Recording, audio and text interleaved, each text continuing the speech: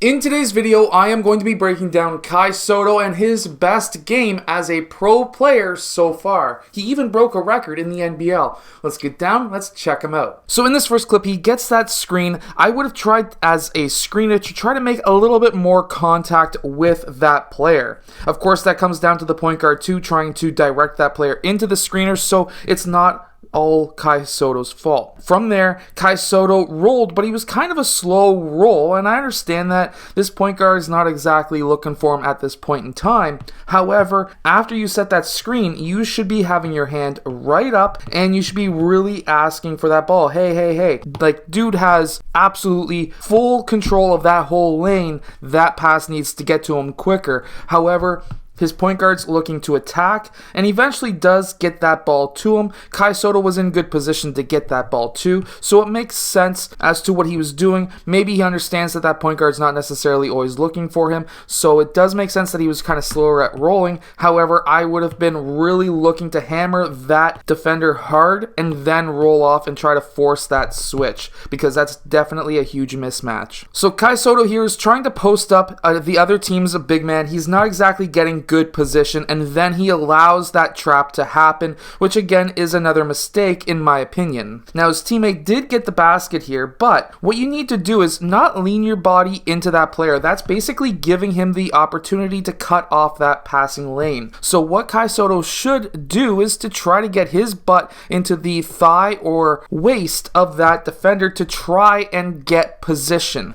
Try to get that inside position so that that pass can go in, and it's just a simple drop step into a basket. However, he didn't get good post position, and then he drops off his man, and now I understand why he did this. This could have, if this player was a better passer, got the pass to Kai Sotto, and Kai Sotto was in pretty good position to get that pass. However, personally, if I seen a player driving baseline, and if you're a post player yourself, you can do this too. If you've got a teammate who is driving baseline, why not give him the screen assist? Which basically means, I'm not saying go screen for his man. What I'm saying is to post up this guy and to seal him away from the baseline.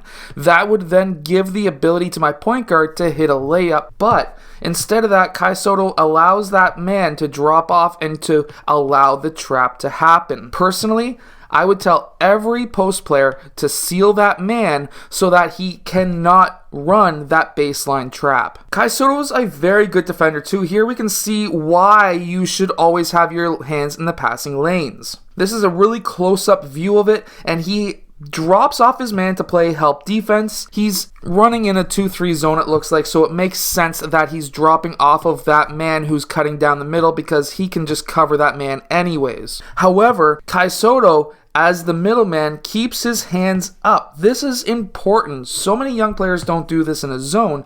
You need to keep your hands up to get them in the passing lane. In this next clip, we see Kai Sotto doing a dribble handoff, and it's not exactly a strong DHO. You need to be able to set this a lot stronger. So if we rewind, we do see that he's trying to get his body into his own defender to try to shield that ball from his own man.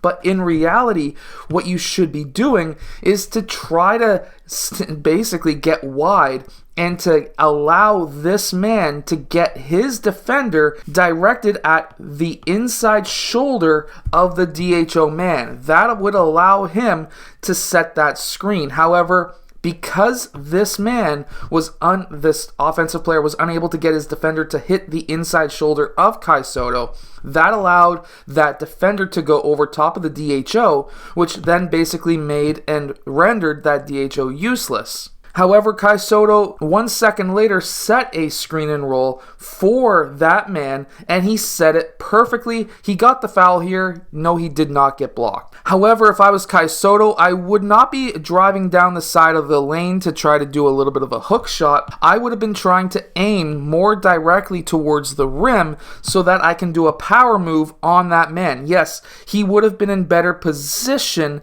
to be able to block the shot if I was to drive right at him. However, this man is inside that half circle, which would have allowed me, no matter what, to either dunk on him, if I was, of course, Kai Sotto's height, or I would be able to get an N1, at least a better opportunity for one. We can see here that Kai Sotto, yes, he was slightly angling his body towards that man. However, you would want to try and cut always right towards that rim. You want to try and be as aggressive as possible. So a little quick tip for anybody who is playing with somebody who's a 7-footer, definitely if you've got a 7-footer around the rim and he's able to dunk, and they should all be able to dunk, basically you should just have to throw it up around the rim. If he's in any kind of position to be able to get the basketball, he should be able to tip slam that quite easily.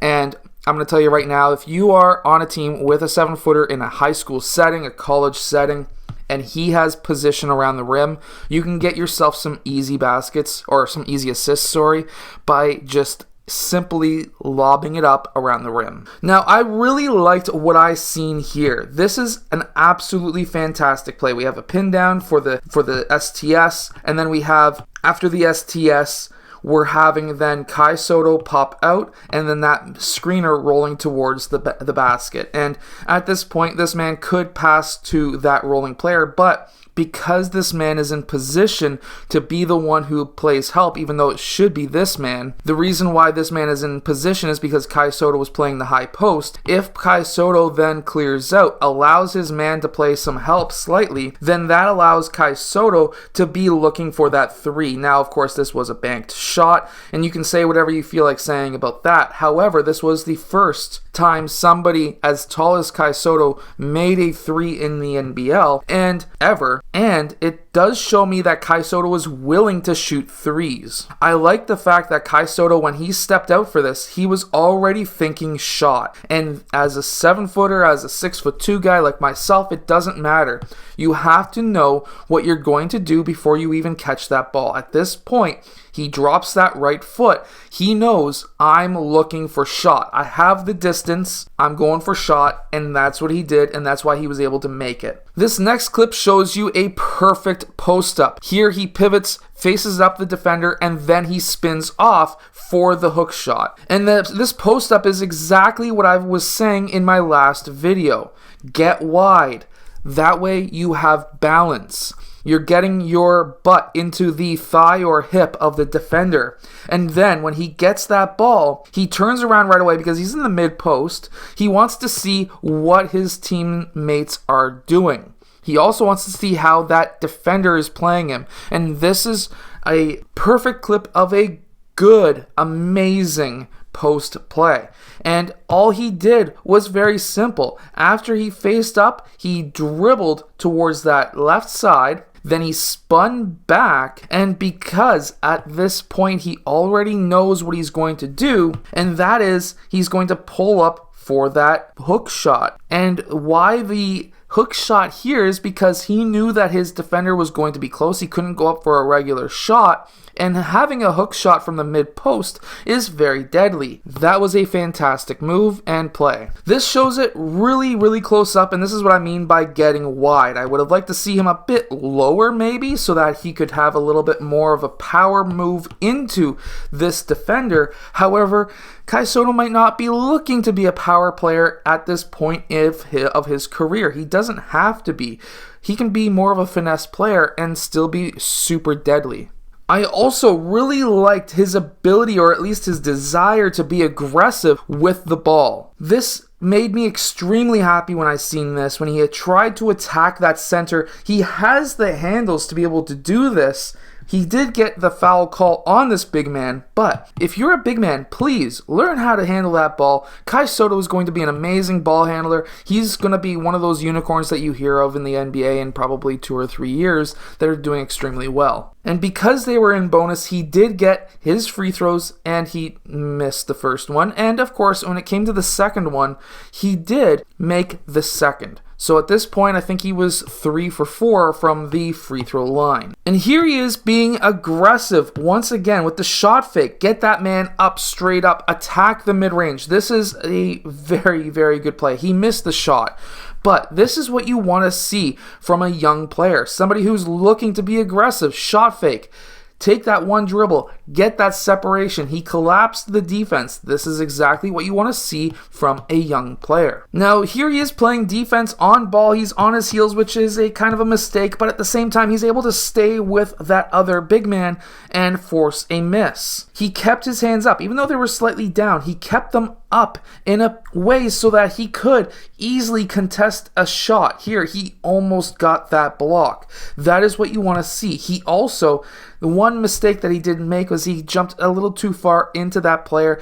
If this was the NBA and this player scouted out that Kai Sotto jumps forward in his blocks, that player would have jumped a little bit more forward and could have potentially got the intentional foul by Kai Sotto. So what I would suggest if I was Kai Sotto is to potentially jump more towards that side or this side and not necessarily in towards the player. You don't need to get that block. The block is nice, but what you can do is to just contest it by jumping towards that side. The opposite side, not towards the player. In this next clip, I really like to see Kai Sotto being aggressive. He's got another really aggressive player on him, and he's really fighting to get position. Look, he's trying to get that inside position on that player, and then he tries to go for that rebound and gets pushed by that man.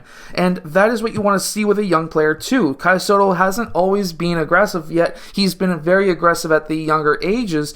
It's just one of those things that once he starts getting used to playing against other big guys when it comes to the pros, he's going to become more and more aggressive, and you're definitely going to need that in the NBA. The American game is much different than it is around the world, and it is much more stronger players, not necessarily more aggressive, but definitely stronger. And when it comes down to it, getting this inside position, getting wide, this is exactly what you want to see, and this is what I wanted to see Kai Sotto doing as well. Super wide, super strong, looking to be aggressive. This is going to be a very good player, Kai Sotto is, in the future.